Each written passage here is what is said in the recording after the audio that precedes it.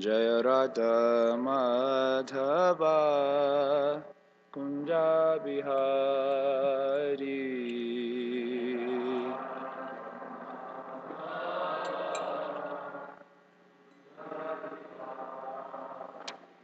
Jaya Gopinjana Vallabha Girivaradhari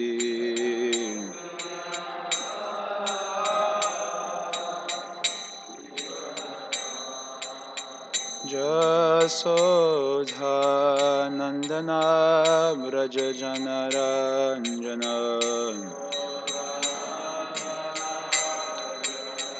Jamunachira Vanachari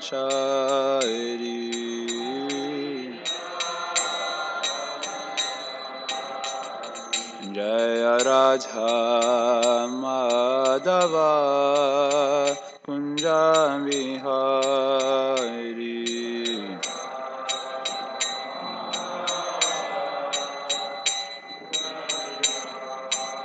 Jaya Radha Madhava Kunja Vihari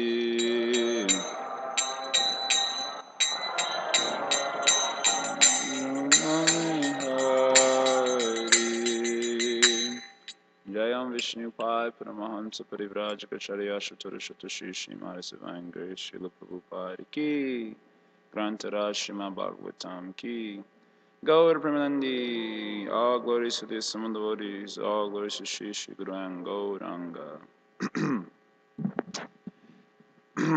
Om Ajnanatimirandasya Gnananjana Shalakaya Chakshurun Militanyena Tasmai Shri Guruve Namaha Shri Chaitanya Manobishtam Stapitam Yena Bhutale Swayam Rupakadamayam Dadati Swapadantikam Vanchakalpatarubhyascha Kripa Sindhubhyareva cha Patitanam Pavanebhyo Vaishnavebhyo Namo Namaha Jaya Shri Krishna Chaitanya Prabhu Nityananda Shri Advaita Gadadhar Srivasadi Gaura Bhakta Vrinda Hare Krishna Krishna Krishna Hare Hare Hare Rama Rama Rama Hare Hare O Namo Bhagavate Vasudevaya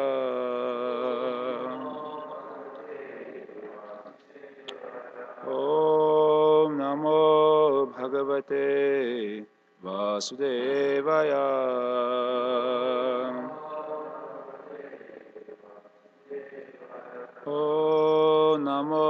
Namo Bhagavate Vasudevaya.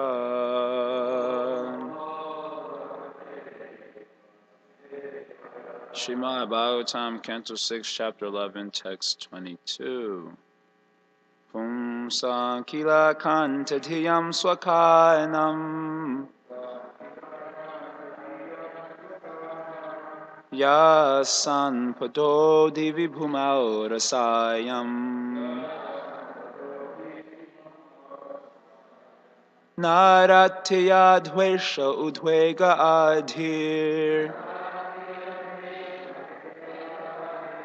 madha kalir vyasanam samprayasah.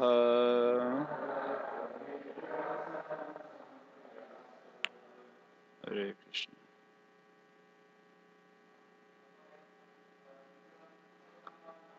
Pumsam kilai kantadiyam sokanam yasam padhoti vibhumau rasayam narati yadvesharudvega adhir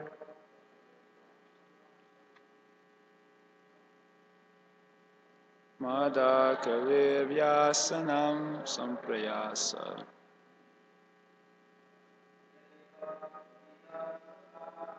Pumsam kilai kantadiyam sokanam yasam padhoti vibhumau rasayam Naratya dvesharudvegaradhir mandir kilirvyasanam samprayasa.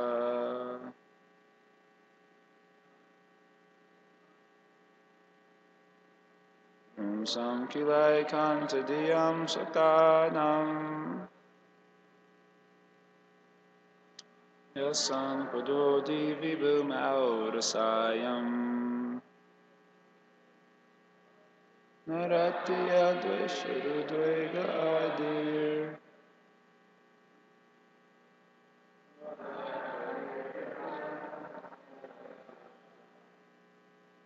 Mothers, Pumsam kilai kantadiyam sakanam Yasam padodi vibhumodasayam Naratya dvaisharudvega adhir Madha kalirvyasanam samprayasa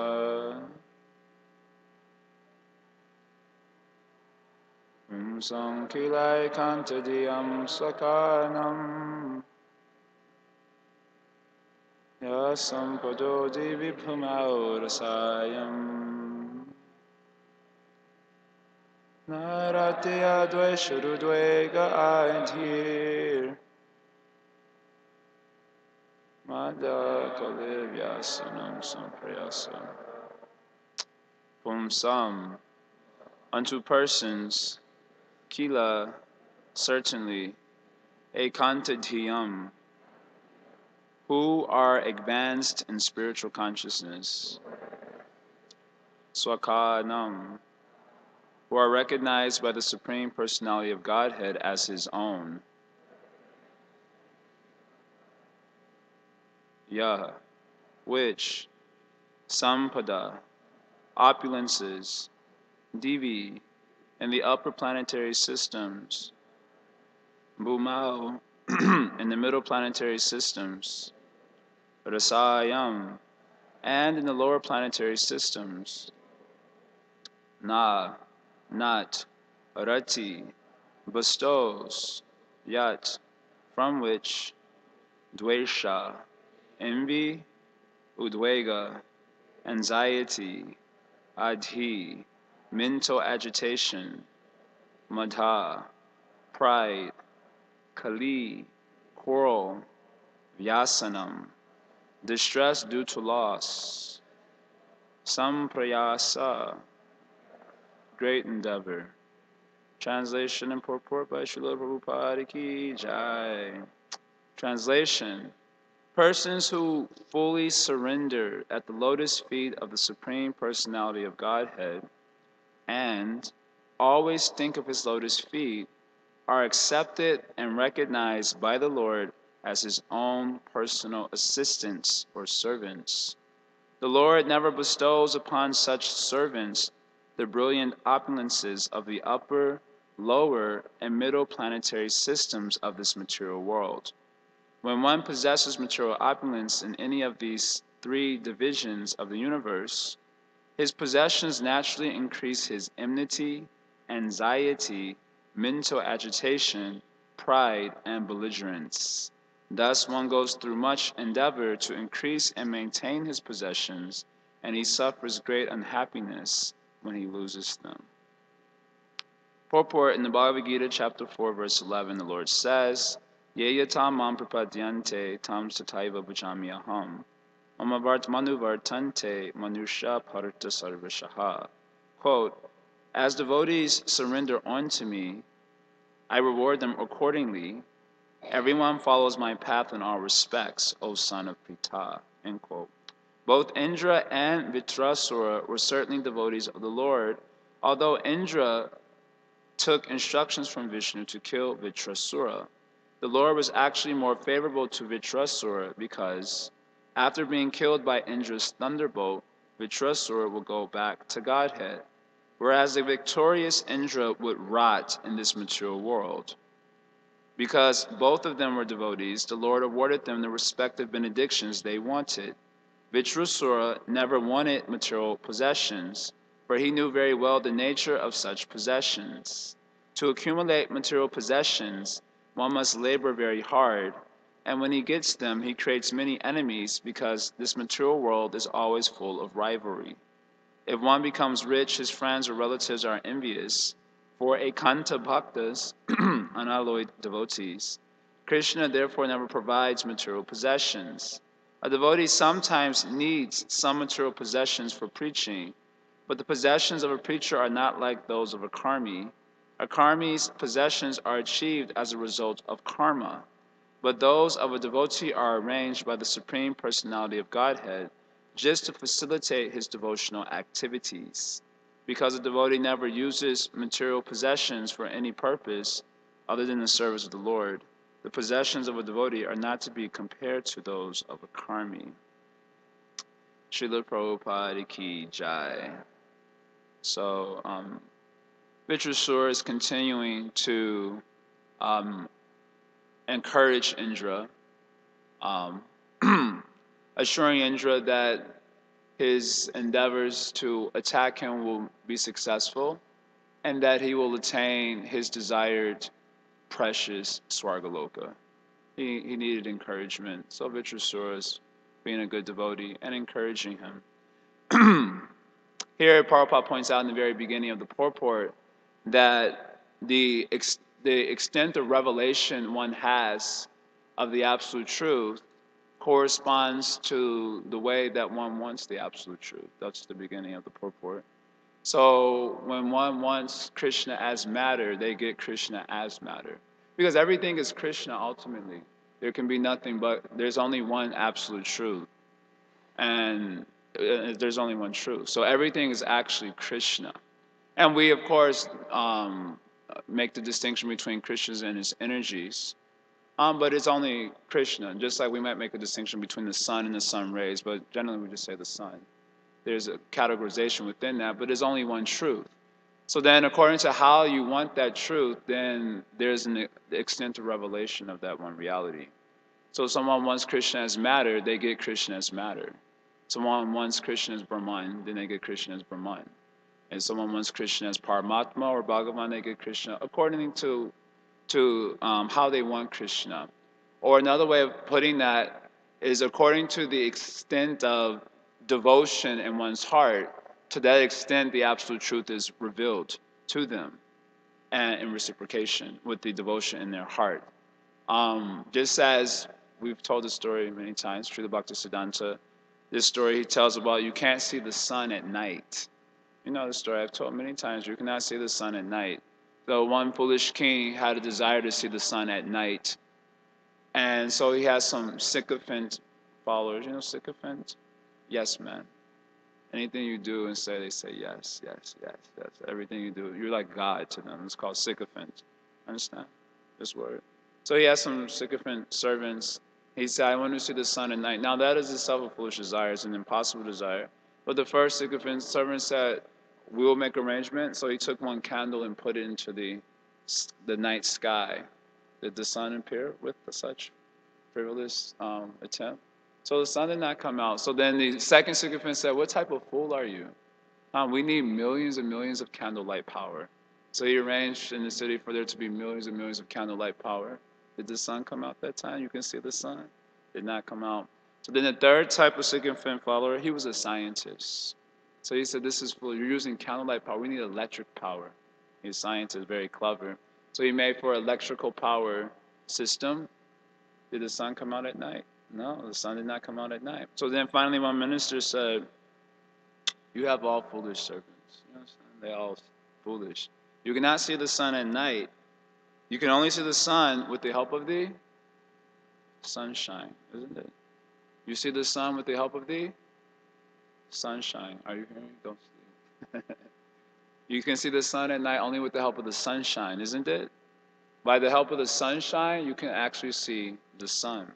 So in a similar way, only by the extent of bhakti in the heart, bhakti being the potency of Krishna, like the sun ray, a special potency, transformation of Krishna's internal energy, can you actually see Krishna?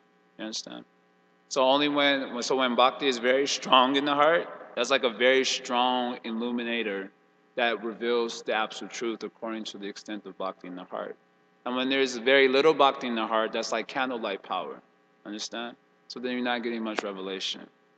Understand? So when we chant japa, for example, we got candlelight power in the heart. So then you feel no taste in chanting. You fall asleep, isn't it? Head is very hard to keep the head on the shoulders. Why is it hard to keep the head on the shoulders? What's the answer? Huh? Because you're sleepy? That's not the answer. I already gave the answer. Huh? Because you have candlelight power. Candlelight power in the heart. That means very little bhakti is there.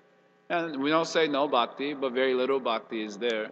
So therefore, when you chant Harinam, Harinam is compared to the sun. So when you chant Harinam with candlelight power, then you feel this is very hackneyed thing that I'm doing. You feel tired and you sleep, isn't it?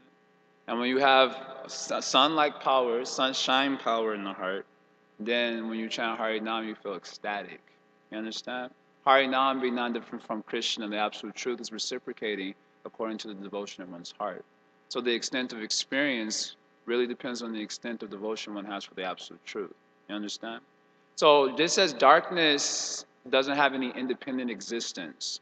Darkness doesn't exist independent of light. Darkness is the result of light not being present, right? It has no separate existence. So in the same way, when there is no Krishna consciousness, Krishna Surya Sama, Maya Haya Andhakar, when there is no Krishna consciousness, then darkness, the darkness of Maya swallows one up. But that darkness of Maya is dependent on the extent or lack thereof of Krishna consciousness. You follow? So it's just another extension of Krishna, in other words. So the point here is that when one doesn't have Krishna consciousness, then the absolute truth is also reciprocating with them by appearing before their vision in the form of matter. And then they're happy obtaining matter. And then when one gets a little bit of candlelight power, they might want Krishna in terms of business relationship. By worshiping Krishna, I can achieve material opulences. And so they worship. That's due to them some candlelight power is there. Maybe one candlelight power, 10 million candlelight power, or some electric power is there. So you're getting Krishna. You want money. You want some sort of material reciprocation from Krishna in the form of cities, mystic powers, or material opulences like Swargaloka, or even liberation. All of these are this is due to candlelight power in the heart. And when one has sun-like power in the heart, and he gets a greater extent of revelation, then what does he want? He wants Krishna. Understand? Because Krishna is the absolute truth. He's the most beautiful object. Ultimately, the souls, conditioned souls, are attracted to beauty. So whoever or whatever is the most beautiful that's what they're going to be attracted to, isn't it? All souls are naturally attracted to beauty. In fact, out of the six opulences of Krishna, or Bhagavan, there are six opulences of Bhagavan. You know the six opulences of Bhagavan? What are they? Beauty is one, renunciation, knowledge, fame, strength. I said knowledge already. What's the sixth one? Wealth. So Bhagavan has all these opulences in full. But of these six opulences, it is mentioned by acharyas that beauty is compared to the body, and the other opulences are compared to the limbs. So beauty is the primary opulence of the absolute truth, of Bhagavan feature particularly. So it follows Krishna being absolute truth. He's absolutely beautiful. And the souls are attracted to beauty. So they see beauty and material objects, of course, and so on, and therefore they go after them. There's a certain glare of attraction that attracts them to those objects. But Krishna is ultimately the most beautiful.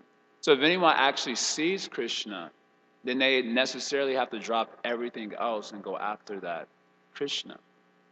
To see Krishna also and to experience Krishna. So the fact that we don't drop everything and go after Krishna simply means that we don't have sufficient bhakti by which we're perceiving Krishna. He's being revealed to us in all his beauty. And therefore we find ourselves attracted to other things in this material world. You follow? There's a lack of revelation of the absolute truth because of a lack of devotion in the heart. You follow? No, the bhakti in the heart. So Indra, so first point Prabhupada is making, he's quotes 411 Bhagavad Gita, about how the absolute truth is revealing himself, his beauty, according to the light in the heart, the light of bhakti in the heart. Vajrasura, having sunlight in the heart, is attracted only to Krishna. So he's described here as ekantadiyam. Ekantadiyam, Prabhupada translate here, is very advanced in spiritual consciousness. Ekanta means one. So he's only attracted to the beauty of Krishna. Because of the bhakti in his heart, he's only seeing Krishna. So he's fully surrendered to Krishna. He doesn't want anything else in this world. Just like an illusion, when you fall in love. Ever happened to any of you falling in love? Then you may say foolish things like this: I want no one but you. I'll drop the wealth of the whole world, and you say like this: I'll give up my family also just for you. They write songs like that also, and make millions of dollars, isn't it? And write many songs like that. You also have experience like that, some of you at least, probably more than half of you in this room, isn't it? So like that, same. It's also the same with Krishna. If you see Krishna like that, you also make a song like that. Singing is one of the 64 angas of devotional service. You can make up your own songs also. And you see the acharyas, of course, are very poetic. Because we're Kali Yuga creatures, we'll make up really gross and stupid songs. But if it's for Krishna, if it's coming from the heart, it would be well appreciated, well received by the Supreme Lord. If you are a kantadiyam, if you have that level of devotion. So because of being a kantadiyam, only attracted to Krishna because of experiencing the beauty of Krishna. Why is he experiencing the beauty of Krishna? Jordan, why is he experiencing the beauty of Krishna? Because he? No, why is he experiencing the beauty of Krishna? Vitrasura. By which he's come. There's a reason he's a kantadiyam. I'm sleeping. He's so sincere. He just tells right in the open class that I'm not paying attention. Because he has bhakti in the heart, understand? Some power in the heart. So because of some power in the heart, what happens? He's seeing or experiencing the absolute truth, Krishna. He's a kantadiyam. He has no other focus of his concentration. So as a result of that, swakahanam. He's Krishna's own man. This is my man. I'm personally taking care of him. He's my own person. So as a result of being Krishna's own man, Krishna has a special way of dealing with his own people, persons who are experiencing him in that way. Whereas Indra, on the opposite hand, he is also a devotee. But in this, I'm not trying to make a commentary about Indra's devotion, but just in terms of the principle that I'm discussing. You have to be careful when you discuss Bhagavatam. You don't want to make too much criticism, so you might get in trouble. I'm not trying to make a commentary on Indra's bhakti as such, but in terms of what I'm just speaking, Indra's bhakti was less. And relative to Vitrasura's bhakti, he had candlelight power in his heart. To us, relative to us, it's even less, so you can understand the situation, the dire situation of ourselves. So, in comparison to Vitrasura, Indra's bhakti was candlelight power. So he was saying the absolute truth like a silhouette of the absolute truth. Understand? With the candlelight power, there was like a silhouette. And even the silhouette of Krishna is very beautiful. But it was only a silhouette, so he was also attracted to other things which seem to shine in the material world. Understand? Just like you also come before the deity, you see a silhouette also. You don't see Krishna. Is it? You just see a silhouette. So other things also appear to shine in this material world. So then you go to that Krishna to ask for those material things. That's what you want. So that's exactly what Indra did in the last chapter. We already heard about that. So he's attracted to these other things. So now the absolute truth, kind as he is reciprocating with both parties. With those who are ekantadiyam and on those who aren't, who have candlelight power. So Indra wanted Swargaloka, and Vitrasura wanted Krishna. That's it. Like that. So then Krishna has different ways of dealing with them. So in by way of indirectly here, Vitrasura is encouraging Vitrasura. He's saying here that for those who are ekantadiyam, then they become Krishna's own person, Swakadnam. So then Krishna never provides for them the opulences available in the upper, middle, and planetary systems.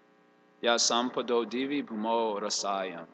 The opulences available in the upper, middle, and lower planetary systems, Narati, Krishna never gives those things to those devotees. Why he does not give those things to those devotees? Here, Vitrasura is pointing out, Prabhupada expands, because there's these objects have a certain nature. Everything in this material world, everything in existence has a certain nature to it. There's the object, and then there's the dharma of the object, by which you can understand it. So you have like sugar, and the dharma of sugar. This is Prabhupada's language in the introduction of Gita. What's the dharma of sugar? It's sweet, right?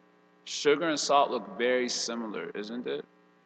But you can tell the difference between between sugar and salt by its dharma, by its nature, its quality. Salt is salty, and sugar is sweet. So you understand the difference between the two, right? Only by understanding the nature of a substance, a dravya or vastu, only by understanding a substance can you understand how to relate to it. You follow? So just like what is the nature of fire? Heat. It can burn you. It gives illumination. So by understanding that nature, then you know how to relate to it properly, isn't it? If you don't understand the nature of something, then you don't know how to relate to it also, isn't it? Suppose you didn't know the nature of fire, but it's shiny. You can see that particular aspect of it. It's shiny. Oh, pretty, light. And then you walk towards, like a kid may walk towards it and touch the fire. Why does he touch the fire? Because he doesn't know it's going to burn, isn't it? You understand? Are you hearing? Are you hearing? What about you? So because the child doesn't know the nature of the fire, he touches the fire, right? An adult knows the nature of the fire, he knows not to touch it, but to use it for cooking and so on. So only by understanding the nature of something can you understand how to relate to it. So also, other objects such as money have their nature. Understand? Money also has a nature, just like anything else has its dharma. So here, that the nature of opulences, not just money, but opulences in general, the nature of opulences in terms of how they psychologically impact conditioned souls is being described here by Vitrasura. So he just gives us a set of negative qualities: dvesha, udvega, adir, mada, kalir, vyasanam, samprayasa. The rest of the verse is just a list of how the nature of opulences psychologically impact conditioned souls. So the first thing is mentioned here is dvesha. It creates enmity amongst conditioned souls, isn't it? Here the pot of gold is there, and all of us want it. All of us want it, isn't it? Because we're not really devotees yet. So, pot of gold. Of course, we want it for Krishna. We may convince ourselves like that. So a pot of gold is there, and we all want it, but only one of us gets it. Then what happens? Okay, money is, this is of course with wealth, opulence. We can give another sort of opulence, cheesecake. So that comes up sometimes in the ashram. So cheesecake is there, and there's only one piece left, and you did not get any piece. And many of us also, we did not get any piece. So Vaishnav thing is take it and maybe divide it up so we can all nicely have cheesecake and be dissatisfied, but at least we got equal amount of dissatisfaction, right?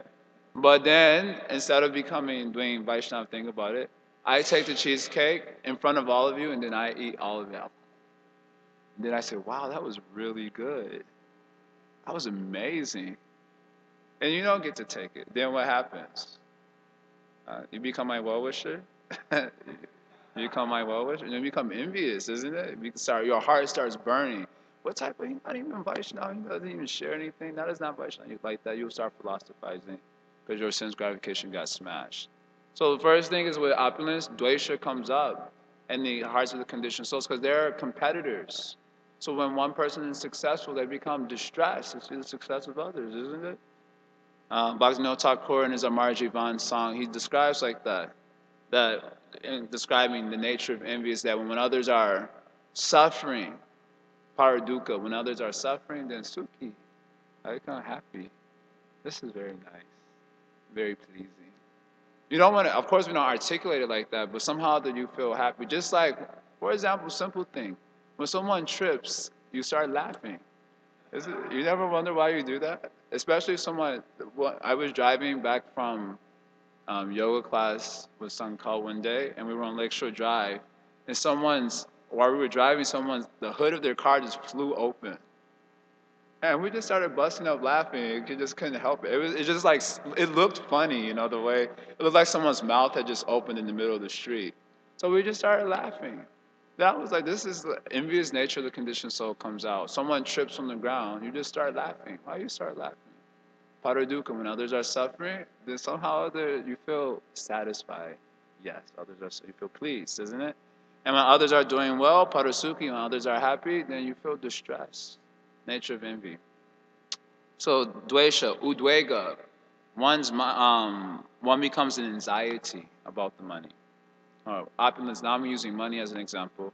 I often told this when I first joined the ashram. I was doing book distribution for about 6, 7 years straight. The first year I joined, Revati trained me.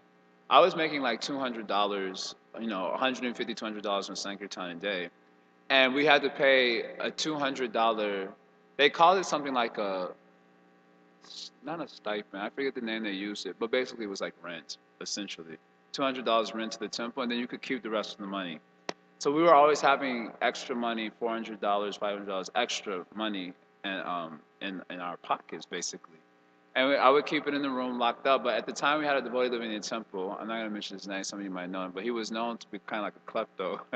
I mean, he got caught several times stealing out of devotees' bags. So when I would come to Guru Puja, and I wouldn't see him in the Guru Puja, the whole time I would be in anxiety. Oh man, he's probably trying to break in my lock. And then I used to, how the mind goes to the worst case scenario. So I would think that, okay, he's going to break the lock, steal the money, and then somehow put it back on so it doesn't look like, he's probably going to be like really good about it. So as soon as, and I would be like singing the Guru Puja, but my mind would be thinking of this song. That would be an anxiety. And so then as soon as Guru Puja would get over, I would run upstairs. The lock would be locked. I would unlock it. I would open it. Oh, okay, it's still there. And then I would make sure that devotee wasn't around. Let me go see what he's sleeping. Good, And then lock the door. So this is the nature. You get into anxiety when there's something that you consider opulent or valuable. You become anxiety filled. The adhir is translated here as mental agitation. I often told this also when I was one time, I dropped one devotee off that I was preaching to. He lived in Columbus at the time, and I used to do like conference calls and so on with him. And when I was dropping him off, he gave me like this huge donut. It was just like a big wad of money like this. I couldn't even hardly put my whole hand around it. And it was on the top was just 20s. So it was just all 20s. I was like, wow, that's a good amount of money. And so I didn't even look at it because I didn't want to look materialistic. I want to look like a devotee.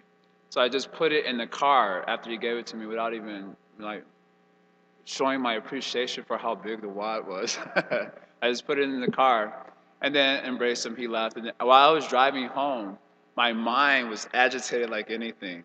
The mind was saying, just see how much it is. What is the big deal? Just count it and see how much it is. And you want to give it to the temple president anyway. Don't worry about it. I was like, no, don't do it. Don't do it. You'll get disturbed. So I was driving and driving, and the mind started contemplating, you know what you can do with this money? You want that MP3 player, right? You can get an MP, and you can still give most of it to the temple. Don't worry. The mind was just getting agitated like anything. I was driving, and somehow that I resisted. Finally, when I pulled up to the side of the temple and I touched it, the mind was like, "Now do it. This is your chance. Don't lose the opportunity." When I got out of the car and looked down at Prabhu, and one of the devotees was sitting on the steps, he was talking to someone, and I just gave him the money at the time. Then I was like, "Phew."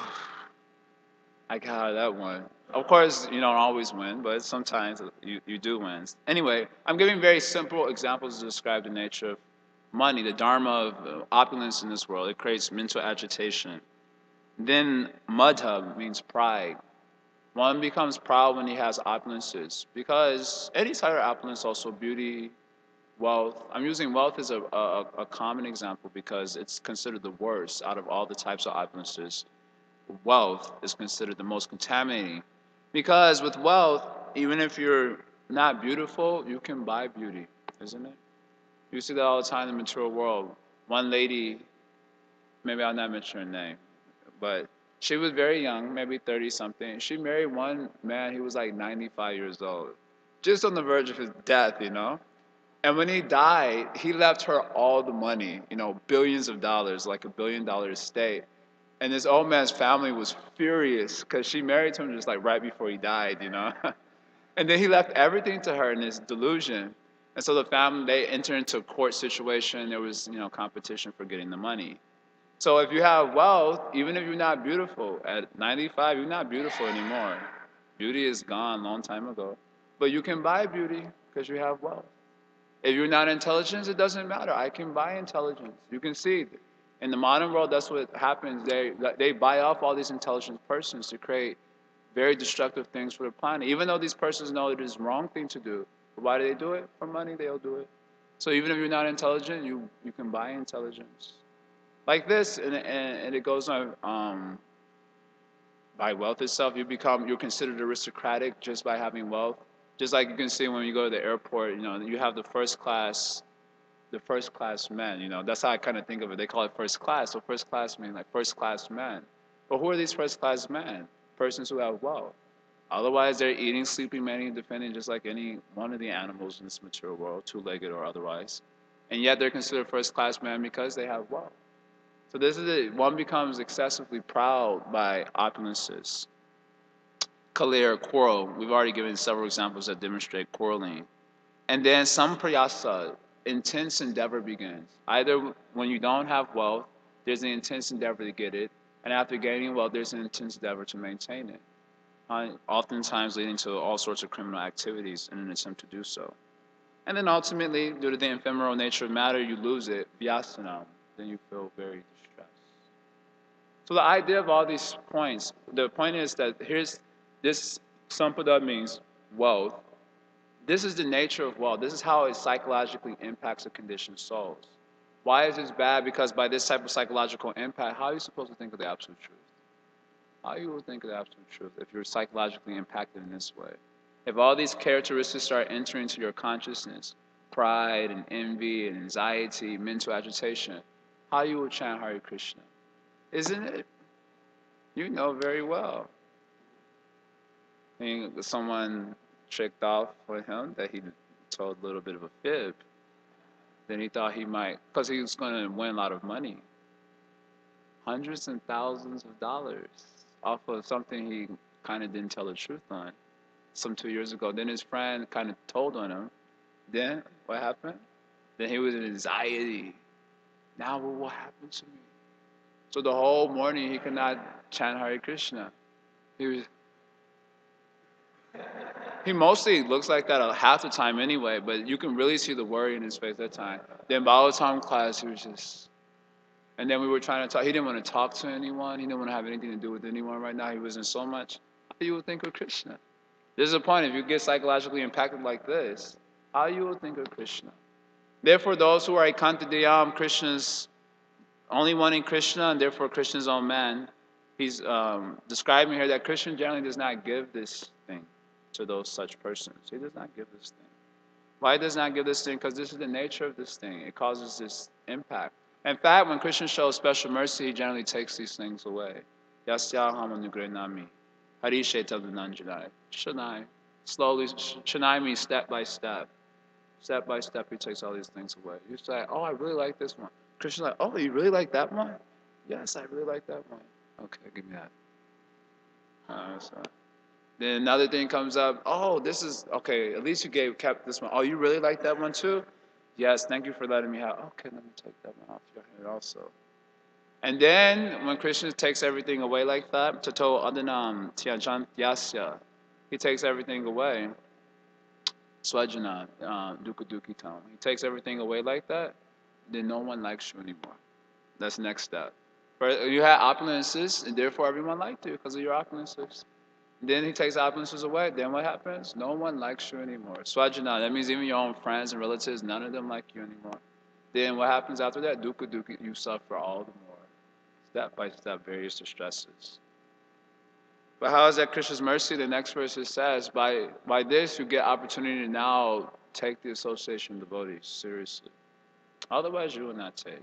When you're situated nicely in opulence of any kind, then you will not take devotee association seriously.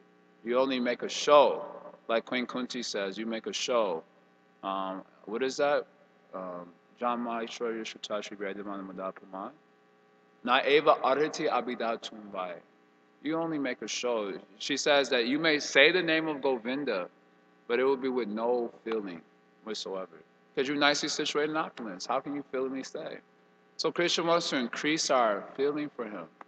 Bhava. So that in order to help us out, take that away, take that away, take that away. Then we only have Krishna and his devotees. We increase our feelings for them, then you get them also. Krishna and his devotees in the spiritual world. So we're just saying, the Lord reciprocates in this way with such devotees. And Indra, he's another type of devotee. He wants these material opulences. Fine, take it. And as Prabhupada puts in this purport, now you'll rot in the material world. Why you will rot in the material world? Because you want to rot in the material world, chasing out the material opulences. So, rot. And I also, Krishna reciprocate with me in my desire, I'll get Krishna. And Narada Muni and such devotees. That's the verse. At the end of the purport, Prabhupada explains that the wealth of the karmis and the wealth of the devotees is not the same. The wealth of the karmis is the result of their karmic reactions, piety, pious karmic reactions, whereas the wealth of devotees is provided by the Supreme Lord himself. That actually can be a big topic in and of itself. I'm thinking of a few verses from the Bhagavatam describing Yudhishthira Maharaj's wealth, and how due to the influence of prema, so the wealth was just more or less an extension of the internal potency of the Lord, essentially.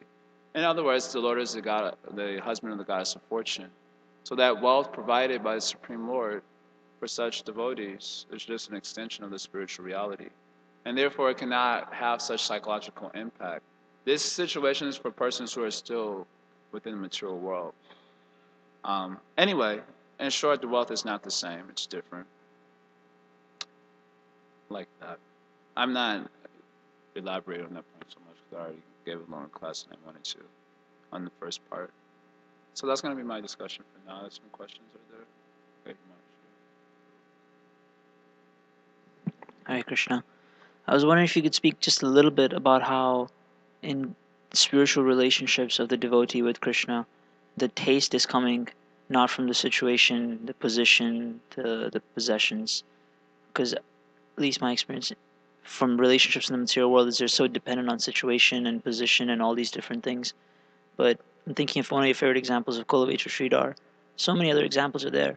There is a taste in that relationship with Krishna, and it's not coming from position or anything like that. So where is that coming from? Krishna? I mean, I don't know if I fully get the question. So in our mature relationships, oh yes, Prabhupada also speaks like this in the first canto, and I think in the Bhishma Dev chapter, where someone can have me first canto, I think it's in the 9th chapter, but Prabhupada mentions how mature relationships are based on mature resources. And so when those resources are taken away, then we lose attraction to the relationship. So then our taste for relationship in the material world is again similar to the discussion, are based on material opulences. So you're saying how is it different for devotees? They're deriving their taste from bhakti, Krishna. Hold on, I'm pretty sure it's in this chapter. Oh, Swabha. Oh yeah, I think it's here. I think I found it. 2 seconds. Hmm.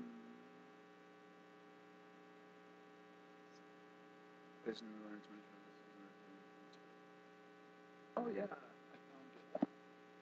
found it. I haven't read this purport in like I don't know, like 5 years. I can't. But it had that some scars. So Prabhupada says here, I'll read just a little bit of it. This is Prabhupada's purport. Okay. This is good. I'm going to have to read the whole thing. Are you hearing? It says here, this is 1:9:19. So it says, ordinary, not there. As the Lord has innumerable expansions of his plenary form, there are innumerable pure devotees of the Lord who are engaged in the exchange of service of different humors. Ordinarily, there are 12 great devotees of the Lord, namely Brahma, Narada, Shiva, Kumara, Kapila, Muni, Prahlad, Bhishma, Janaka, Shukadev, Goswami, Bali Maharaj, and Yamaraj. Bhishma Dev, although one of them has mentioned only 3 important names of the 12 who knows the glories of the Lord in the particular verse under discussion. Srila Vishwanath Chakravarti Thakur, one of the great acharyas in the modern age, explains that Anubhava, which is a word used in the verse, or the glory of the Lord, is first appreciated by the devotee in ecstasy, manifesting the symptoms of perspiring, trembling, weeping, bodily eruptions, etc., which are further enhanced by a steady understanding of the glories of the Lord. That's a little esoteric. Continuing. Such different understandings of bhavas are exchanged between Yasoda and the Lord, binding the Lord by ropes. That's one rasa exchange with the Lord. And in the chariot driving by the Lord in the exchange of love with Arjuna. Krishna makes his appearance in the Bhagavad Gita and in the Bhagavatam as the chariot driver of Arjuna, demonstrating that that's how he likes to be thought of in a servant relationship with his devotee. These glories of the Lord are exhibited in his being subordinate before his devotees, and that is another feature of the glories of the Lord in those 2 examples, Jasoda and our chariot driver of Arjuna. Shukadev Goswami and the Kumaras, although situated in the transcendental position, became converted by another feature of bhava and turned into pure devotees of the Lord. Now here's a punchline. Hearing up? Everyone listen up. Tribulations imposed upon the devotees by the Lord constitute another exchange of transcendental bhava between the Lord and the devotees. You like that one? Like the sound of that one? Tribulations.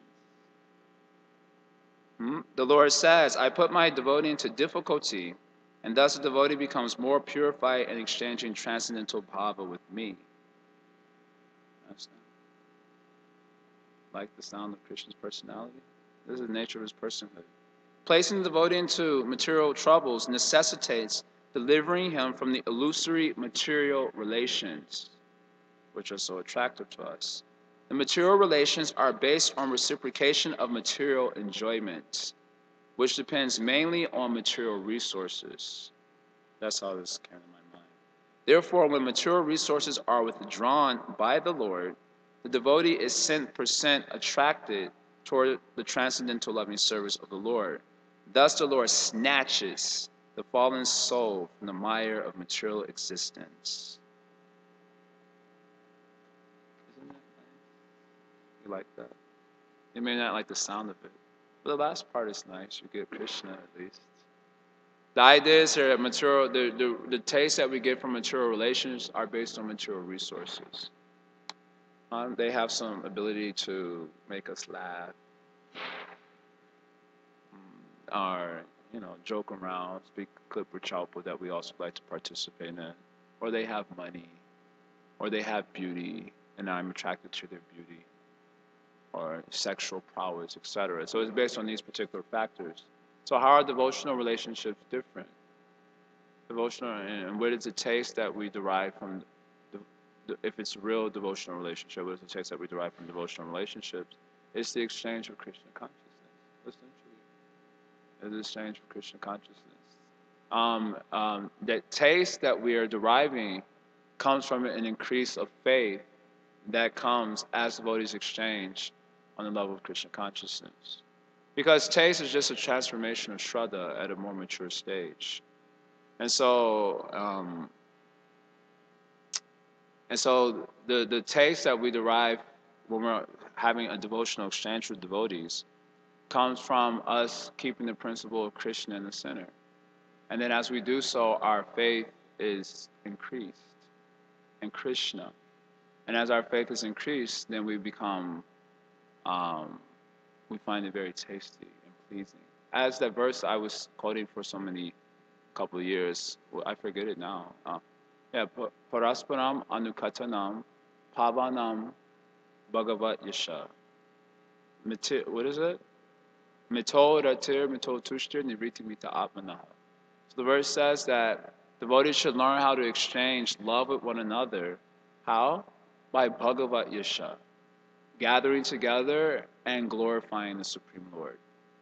Why they should do that? Pavanam, this is most purifying to their hearts. And as they do so with one another, then what takes place? First, mita means mutual.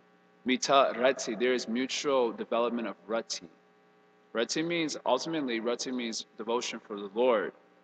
And because devotees are the, how you say, means, not the means, I shouldn't use that word exactly, it conveys the wrong idea, Carriers.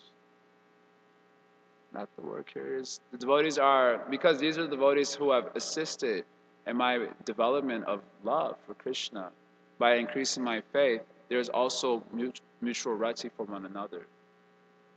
Mutual rati comes from one another. So then mita tushti, there becomes mutual satisfaction or taste from that exchange. And then nivrita mita atmanaha, then there's mutual detachment from sense gratification. And in the poor part, I always like to mention it. It's mentioned as the Buddha said, "Oh, you are giving up sense gratification. From today, I will also give it up." Mutual detachment from matter like that. So, what is the taste that comes in our devotional relationships? The taste that comes is the increase of rati, or faith, taste for Krishna consciousness, that comes by exchanging Bhagavat Yasha, the glories of the Lord, with one another, which is most purifying to our hearts. And that's not depending on really any material resources. You can have a Bhagavatam class in the street, underneath the car. You can talk about Krishna anywhere with anyone at any time. So what is a taste? Essentially, it's Krishna consciousness. Whereas a taste in material relationships is based on material resources, what they can do for me. That's the best I can do. That's an answer to your question. What other angle are you thinking?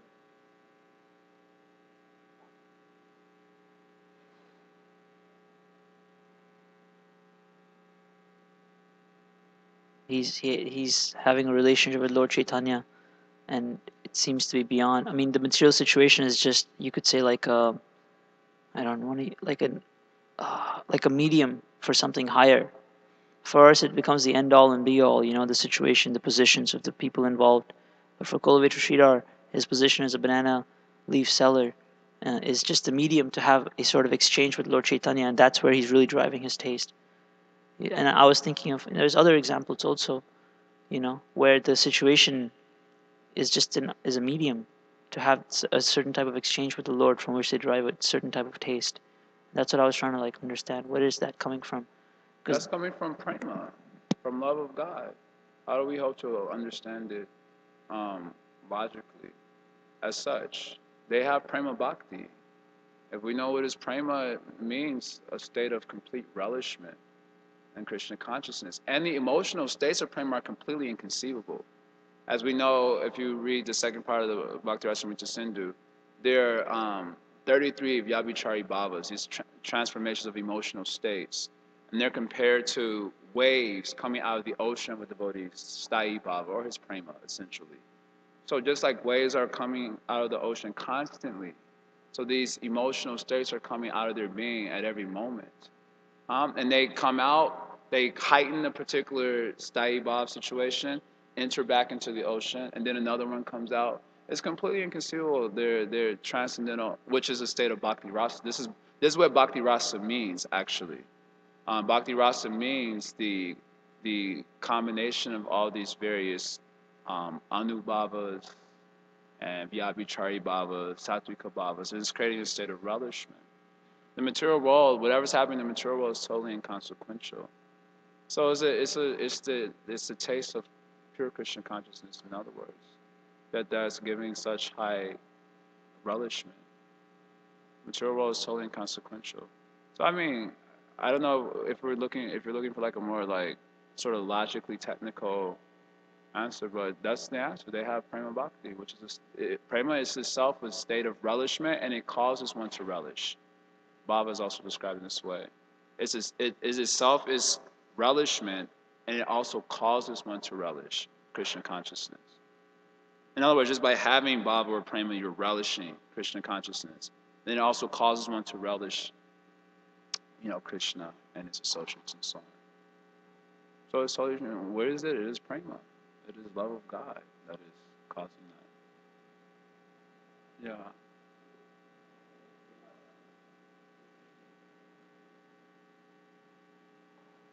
Yes. That's your question. Yeah. That verse I like to quote, Krishna Bhakti Janma Mula, Hai Sadhu Sangha, Krishna Prema Janme Tena Punamukyanga. Even after Prema awakens, association is the most essential principle. Why is association the most essential principle even after Prema? What is the answer? How do devotees relish Krishna consciousness primarily? By hearing, chanting, and remembering. That's how they relish. And the stage of sadhana, hearing, chanting, remembering, etc., is the cause of prema. And the stage of prema, it is the essence of prema. So they relish Krishna consciousness by hearing, chanting, and remembering Krishna. So then you need the association of devotees to do that, right? They hear, and then it's just like this is a crude example, but if you like take a pot, and then different devotees are adding different spices to the mix, causing it to reach newer and newer flavors. Understand? Just like when the gopis are separated from Krishna, they're all for the day. Krishna goes to the forest for the day, for herding the cows and the gopis, and everyone who's left behind suffers separation. This is chapter 35 of the 10th canto. Then what happens? They all start singing songs about Krishna, according to their subjective experience with one another. And so in the beginning of the chapters, it speaks about how the gopis are suffer a plight of separation from Krishna when he goes off to the forest with the cowherd boys. And then they perform Sankirtan together, sharing their subjective experience with Krishna. And by the end of the chapter, it says, in this way they enjoy the great festival. So this is how they relish Krishna consciousness. They relish it in the sangha of devotees.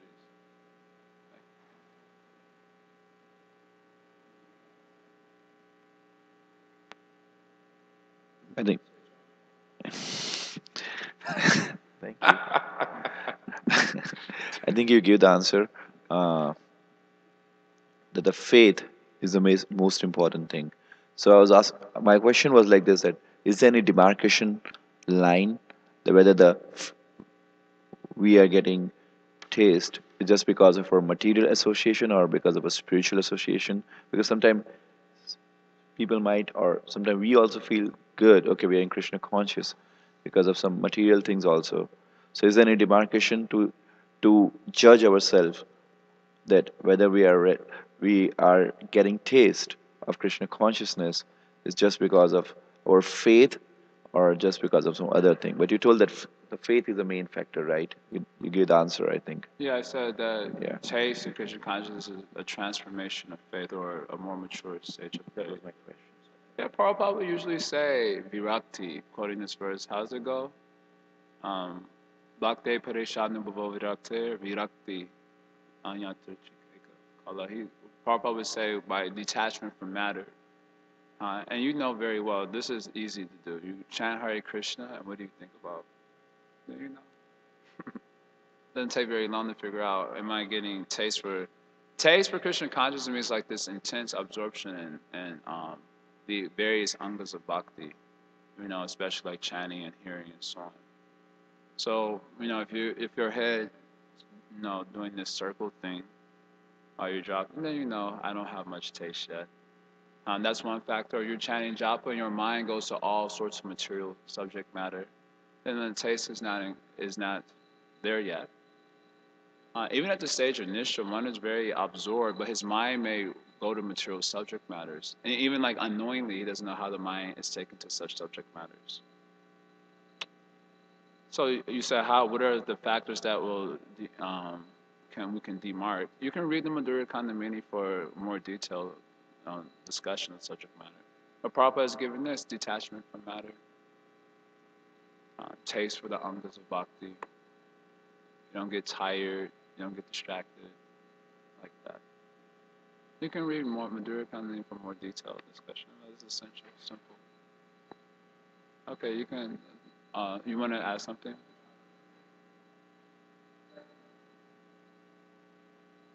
Sunday we finished chapter 14 of Nectar of Devotion, in which Prabhupada says the test of advancement is, on one hand he rejects jnana and vairagya in the beginning, and says the test of advancement is that one is developing knowledge about Krishna and there is some sense of detachment from material activities. So those are tests of advancement. So which is an indicator of the growth in faith. That I don't put faith in, as he's saying in this verse. Yeah. Okay. That's it then? All right, Luke can ask, and then it's already a little late. Oh, Justin, are you going to ask something? And Lucas?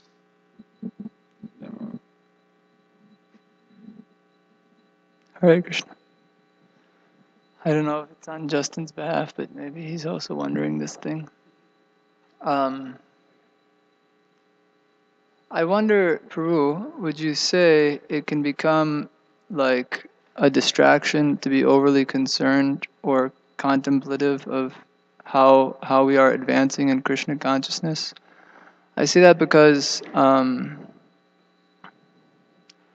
first of all, especially in my experience and also in my experience with others, in the beginning especially, we're inclined to give ourselves more credit. So it's like it's very difficult for one to ascertain his position. And then also, I wonder if it can become detrimental or a distraction because our endeavor is not the primary factor in our advancement, but it's ultimately dependent on the mercy of the Lord. We're not the doer in our material activity, neither are we the doer in our spiritual movement. So I was just wondering to share that and hear your thoughts on that point. Well, Vishwanath Chakravarti Thakur has written Madhurya Kandambini, which is a book meant for sadhakas. As far as your first point being concerned about devotees in the beginning stages giving themselves more credit than they're due, then such a read of the book Madhurya Kandambini would help to humble them quite tremendously.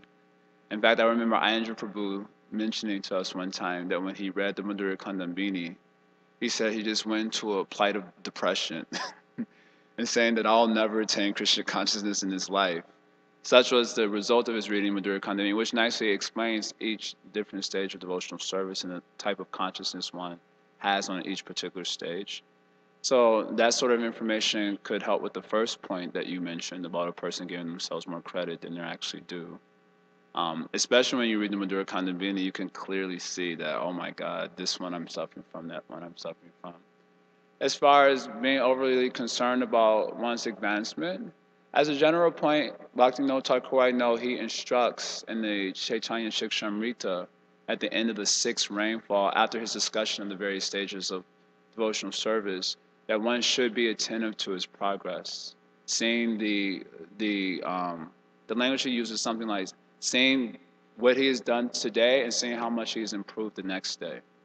It is not so much a focus on am I becoming an advanced devotee, but more a focus on am I being progressive from wherever I'm at. And to have a mentality of wanting to be progressive is a healthy mentality. If you're thinking of it in terms of I want to be an advanced devotee, then that might be detrimental in the form of creating a lot of pride in the person. Okay, now I'm advanced. In other words, if I make progress, now I'm an advanced devotee, and now because of being advanced, etc.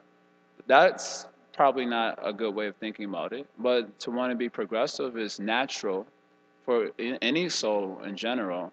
To be progressive is natural, and to be attentive to our progress is also an important factor of our development, even though it may not be the primary element as you were mentioning, it is an important element because Krishna responds to the determination of his devotee.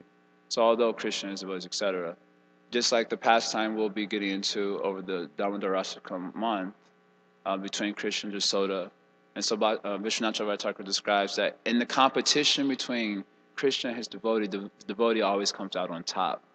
But what is the competition? It is the devotee's determination. The language used is bhaktinishta, his determination to be progressive, to attain Krishna, to love Krishna. And Krishna is reciprocating with that determination. So although we may say it's not the main factor in that Krishna's mercy is everything, at the same time it is our determination which in a sense kind of inspires Krishna's Kripa Shakti to kind of manifest and bestow kindness upon us. So to have that mentality is nice. It's not unhealthy as such. It need not be. Hare Krishna. Thank you for sharing that. This last comment you made that in the sense Krishna's mercy is everything, I really appreciated that point. Especially there's one verse which Atma Prabhu was sharing with me when he was here, where Krishna tells Brahma, even your determination, your ability to compose these prayers, and even your determination to achieve me also should be understood as my causeless mercy. So it's interesting. Jaya. Thank you very much. Srila Prabhupada ki Jaya.